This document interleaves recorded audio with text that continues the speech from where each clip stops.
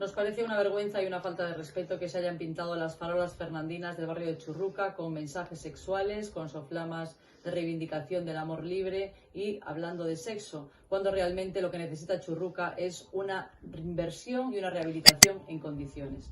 Churruca es un barrio que ahora adolece de muchas actividades, de muchas acciones, en la que reina el vandalismo, en la que reinan los grafitis, y creemos que ese no es el camino adecuado. Abel Caballero dijo hace una semana, que Churruca se iba a convertir en el barrio de las artes, y tenemos que decirle que empieza mal. Ha generado una polémica pintando parte del patrimonio arquitectónico del centro de nuestra ciudad, que son las farolas fernandinas, y queremos decirle que si lo que pretende él es una reivindicación del amor libre y del sexo femenino, que lo haga en otro lugar, porque Churruca no es la zona adecuada.